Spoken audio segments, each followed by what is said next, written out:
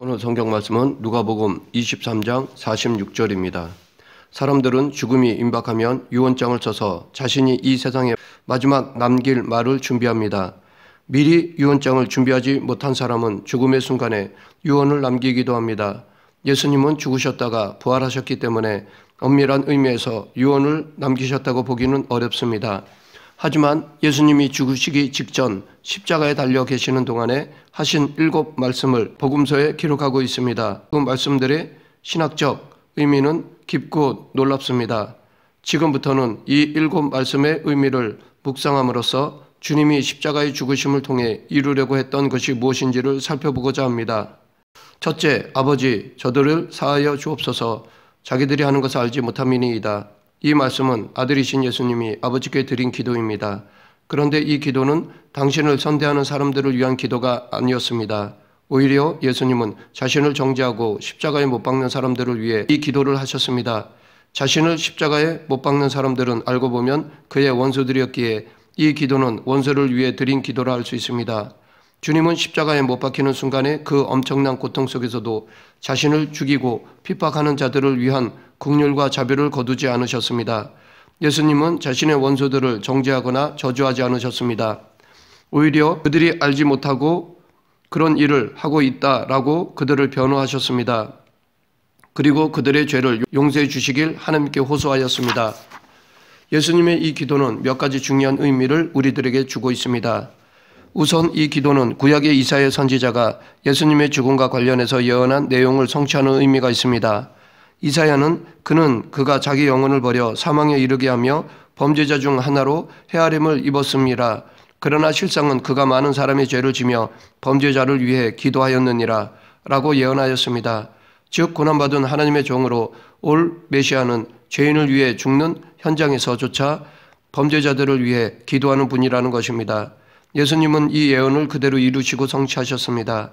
이 예언의 성취는 바로 예수님이 참 메시아이심을 분명하게 증거해주고 있습니다.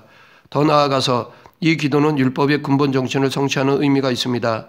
율법의 근본 정신은 하나님을 우리의 마음과 뜻과 정성과 목숨을 다해 사랑하는 것이고 우리의 이웃을 우리 몸과 같이 사랑하는 것입니다. 이런 원리를 설명하시면서 예수님은 이웃사랑의 범위가 원수 사랑까지 넓어져야 한다고 가르치셨습니다. 예수님은 십자가의 고통 속에서도 당신을 못 박아 죽이는 원수들을 사랑하셨습니다. 그리고 그들의 죄사함을 위해 기도하셨습니다. 그렇게 함으로써 주님은 당신이 가르쳐 주신 율법의 근본 요구를 그대로 성취하셨습니다. 주님은 말로만 가르치신 것이 아니라 당신이 직접 행함으로 가르치시고 본을 보여주셨습니다. 둘째, 여자여 보소서 아들이니이다. 보라 내 어머니라. 십자가 위에서 엄청난 고통을 겪으시면서도 예수님은 당신의 어머니를 잊지 않으셨습니다. 물론 마리아가 하나님이신 예수 그리스도의 어머니일 수는 없습니다. 다만 하나님의 독생자이신 예수님은 마리아의 육신을 빌려 이 땅에 오셨습니다. 오직 인성의 측면에서만 마리아가 예수님의 어머니였지만 예수님은 마리아를 존경하셨습니다. 십자가 위에서 하신 이 2번째 말씀은 예수님이 하나님의 뜻과 계명을 얼마나 완벽하게 순종하셨는지를 보여주고 있습니다. 특히 십계명의 제5계명은 내 부모를 공경하라 라는 계명입니다. 십계명을 하나님에 관계된 계명과 사람에 관계된 계명으로 나눌 경우 내 부모를 공경하라 라는 계명은 사람에게 관계된 계명 가운데 첫 번째 계명입니다. 결국 우리가 가장 중요하게 여겨야 할 인간관계가 바로 부모님과의 관계라는 것을 하나님은 십계명을 통해 가르치셨고 예수님은 그것을 실천하셨습니다. 아들을 잃은 슬픔으로 인해 상심하고 아파할 어머니를 바라보면서 예수님은 제자 요한을 자신을 대신할 아들로 제시하셨습니다. 여자여 보소서 아들이니이다. 또한 자신이 떠난 후에 어머니를 돌봐줄 사람이 필요한 것을 아신 예수님은 제자 가운데 한 사람이었던 사도 요한에게 마리아를 의탁하셨습니다. 보라 내 어머니라. 바로 이 말씀을 통해 예수님은 십계명의 제5계명을 완벽하게 성취하셨으며 그렇게 함으로써 인류 구원의 대업을 완성하고 계신 것입니다. 부모님을 공경하시는 예수님의 모습 속에서 우리는 우리를 대표하여 예수님께서 율법의 모든 요구를 성취하시는 것을 볼 수 있습니다. 또한 우리는 믿음으로 예수님과 연합됨으로써 예수님이 율법의 요구를 성취하신 공로를 우리의 것으로 소유하게 되었습니다. 예수님과 하나됨으로써 예수님은 우리의 죄에 대한 정죄와 저주와 형벌을 가져가시고 당신의 의를 우리에게 덧입혀 주셨습니다. 셋째, 내가 진실로 내게 이르노니 오늘 내가 나와 함께 낙원에 있으리라. 예수님이 십자가에 못 박히셨을 때 예수님의 좌우편에는 강도들도 함께 못 박혔습니다. 그 강도 가운데 하나는 내가 그리스도가 아니냐, 너와 우리를 구원하라 라고 예수님께 비아냥거렸습니다. 다른 강도는 내가 동일한 정죄를 받고서도 하나님을 두려워 아니하느냐, 우리는 우리의 행한 일에 상당한 보응을 받는 것이니 이에 당연하거니와 이 사람의 행한 것은 옳지 않은 것이 없느니라 라고 그 사람을 꾸짖었습니다. 그리고 나서 그는 예수님께 예수여 당신의 나라에 임하실 때에 나를 생각하소서라고 부탁하였습니다. 이 강도가 얼마 동안 예수님을 지켜보았는지는 정확히 알 수 없지만 누가복음의 기록에 따르면 이 강도는 예수님이 자신을 못 박는 자들을 위해 아버지여 저들을 사하여 주옵소서 자기의 하는 것을 알지 못함이니이다 라고 기도하시는 모습을 보았을 것입니다. 그리고 관원들이 저가 남을 구원하였으니 만일 하나님의 택하신 자 그리스도여든 자기도 구원할지어다 라고 비웃는 말도 들었을 것입니다. 그리고 병사들이 내가 만일 유대인의 왕이어든 내가 너를 구원하라 라고 희롱하는 말도 들었을 것입니다. 이 강도는 처음에 자기와 같이 십자가에 못 박히신 분이 누구인지 몰랐을 것입니다. 그러나 예수님과 함께 십자가에 못 박혀 있는 동안 이 강도는 그분이 누구신지 알게 되었습니다. 예수님이 원수들을 변호하고 그들을 위해 기도하시는 모습에서 그리고 관원들과 군사들이 비웃음과 희롱을 대하시는 예수님의 모습에서 그는 참된 그리스도의 모습과 참된 유대인의 왕의 모습을 보았던 것입니다. 죄 없으신 분으로서 죄인들의 정죄와 핍박과 희롱을 잠잠히 견디시고 참으시는 예수님이 어떤 분이신지 알게 되었습니다. 그래서 그는 예수여 당신의 나라에 임하실 때에 나를 생각하소서라고 예수님께 자신의 영혼을 부탁할 수 있었던 것입니다. 이 강도의 부탁에 대한 예수님의 답변은 내가 진실로 내게 이르노니 오늘 내가 나와 함께 낙원에 있으리라 라고 하셨습니다. 이 말씀은 예수님이 참 구원자이심을 확실하게 보여주고 있습니다. 인간적으로 보면 예수님의 형편이 이 강도의 형편보다 나을 것이 없었습니다. 그러나 중요한 것은 십자가 위에서 피 흘리며 죽어가는 이 예수님이 어떤 존재이냐 하는 것입니다. 마치 패배자처럼 저주받은 자처럼 힘없이 나약하게 죽어가는 이 예수님이 바로 하나님의 영원한 아들로서 죄인을 구원하기 위해 이 땅에 오신 메시아요 구원자였습니다. 이 강도 옆에서 피 흘리며 죽어가시는 예수님은 사실상 바로 그 강도를 위해 피 흘리며 죽어가고 계셨던 것입니다. 이 강도의 죄와 그 죄의 싹인 영원한 사망에서 구원하시기 위해 십자가에 달려 피 흘리고 계셨던 것입니다. 이 강도뿐만 아니라 모든 죄인을 구원하기 위해 자신의 보혈을 흘리고 계셨던 것입니다. 그렇기 때문에 예수님은 오늘 내가 나와 함께 낙원에 있으리라 라고 선언을 할 수 있었던 것입니다. 동시에 이 강도에게 하신 예수님의 대답은 구원은 결코 인간의 공로나 행위로 얻는 것이 아니라 값없이 선물로 받는 것임을 분명하게 보여주고 있습니다. 이 강도는 몇 시간 후면 죽을 운명이었습니다. 십자가에서 내려올 수도 없는 처지였습니다. 그는 자신의 구원을 위해 할 수 있는 어떠한 공로도 없었고 행할 수 있는 선행도 없었습니다. 이 강도는 자신의 인생을 범죄로 일관했고 그 범죄의 대가로 십자가형을 받고 있었습니다.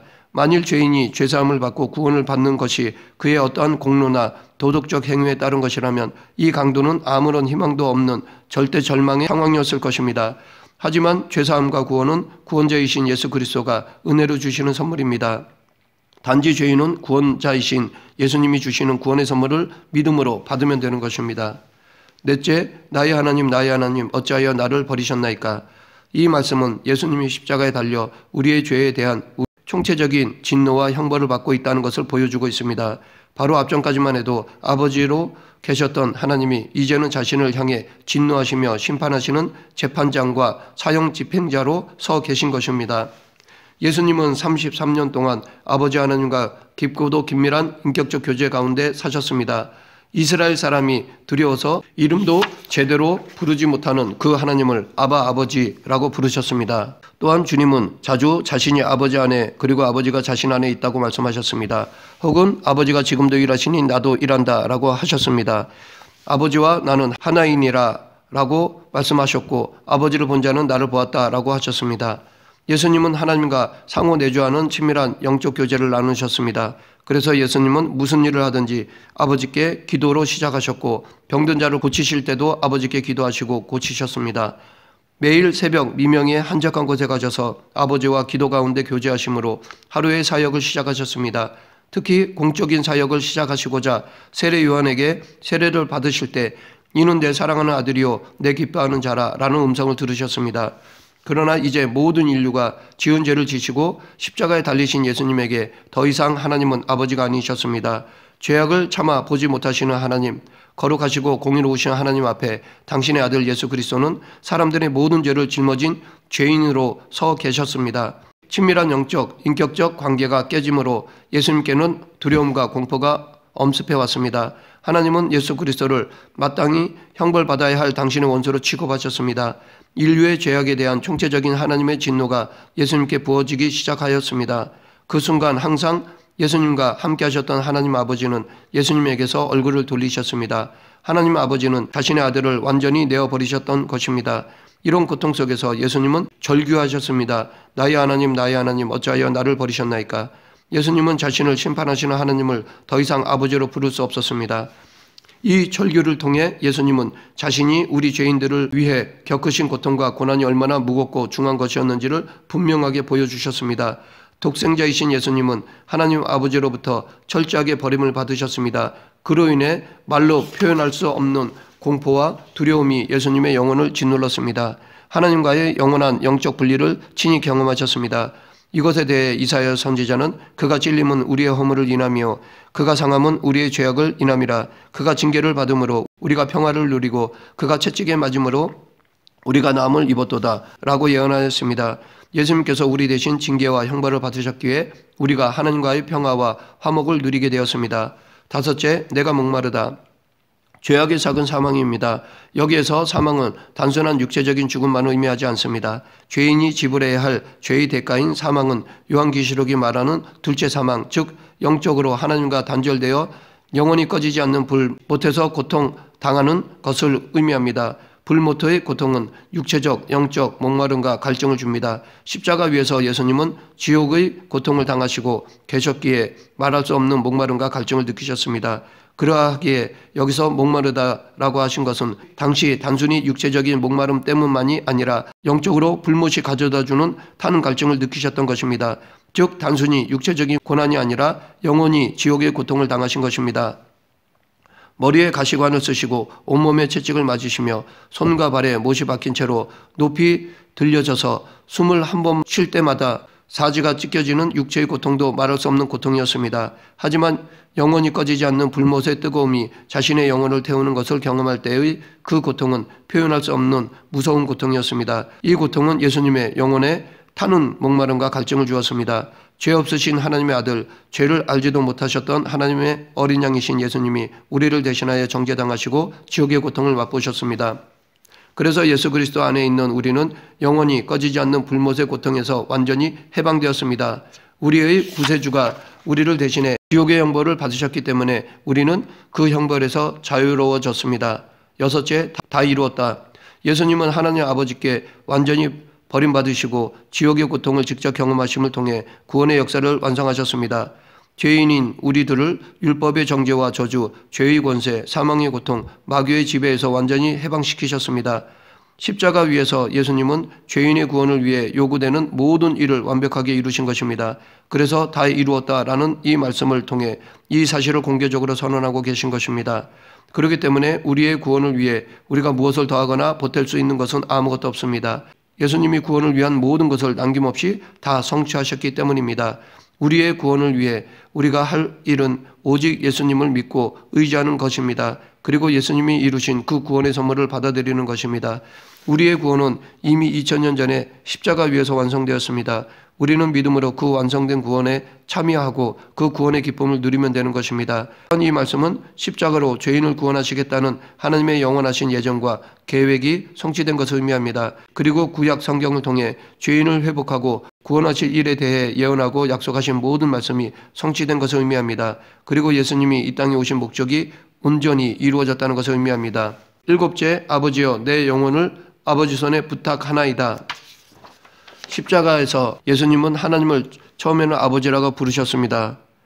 이것은 십자가 위에 못 박히는 순간까지도 하나님을 아버지로 부르시며 아버지와 긴밀한 교제 가운데 계셨다는 것을 의미합니다. 그러나 네 번째에서는 나의 하나님으로 바뀌었습니다. 이것은 십자가 위에서 죄에 대한 형벌이 예수님께 부어질 때 아버지는 더 이상 아버지가 아니었음을 의미합니다. 아버지는 예수님을 엄격하게 심판하고 처참하게 처형하는 의로우신 재판장 하나님이셨던 것입니다. 그러나 십자가상에서 마지막으로 하신 말씀은 다시 아버지였습니다. 이것은 예수님이 죄인을 대신에 형벌을 받고 구원의 역사가 완성된 뒤에 다시 하나님을 아버지로 부를 수 있게 되었다는 것을 의미합니다. 구원을 완성하신 예수님은 마지막으로 당신의 목숨을 내어놓으셔야 하셨습니다. 왜냐하면 재물은 죽어야 그 재물의 역할을 다하는 것이기 때문입니다. 이 사실은 예수님의 육체적 죽으심이 우리의 죽음과 다른 차원의 죽음이라는 것을 보여주고 있습니다. 즉 예수님은 우리를 위해 희생당하셨는데 그 죽으심이 억지로가 아니라 스스로 선택하셨다는 것입니다. 즐겨내셨다는 것입니다. 그래서 예수님은 아버지께서 나를 사랑하시는 것은 내가 다시 목숨을 얻기 위하여 목숨을 버림이라, 이를 내게서 빼앗는 자가 있는 것이 아니라 내가 스스로 버리노라. 나는 버릴 권세도 있고 다시 얻을 권세도 있으니 이 계명은 내 아버지에게서 받았노라 라고 하셨던 것입니다. 말씀을 맺겠습니다. 예수님은 우리의 죄를 대속하기 위해 십자가 위에서 물과 피를 다 흘리시며 죽으셨습니다. 그런데 예수님은 그 죽어가는 현장 속에서도 당신의 사명을 다하셨습니다. 우리는 그것을 십자가상에서 하신 7 말씀에서 알 수 있습니다. 이렇게 끝까지 우리를 위해 일하신 예수님을 본받아 우리도 내 생명을 다할 때까지 하나님께 충성하는 그리스도인이 되어야 할 것입니다. 내게 주신 사명을 조금도 남김없이 다 이루어 하나님께 영광을 돌리는 저와 여러분이 되길 간절히 축원합니다. 기도하겠습니다. 우리를 구원하신 하나님 아버지, 우리를 위해 독생자 예수 그리스도를 보내주심을 감사합니다. 또한 우리 죄값을 위해 십자가 위에서 물과 피를 다 쏟으신 예수님께 감사드립니다. 구원받은 자로서 하나님의 영광을 위해 살아가는 저희들이 되게 하여 주시옵소서. 예수님 이름으로 기도드립니다. 아멘.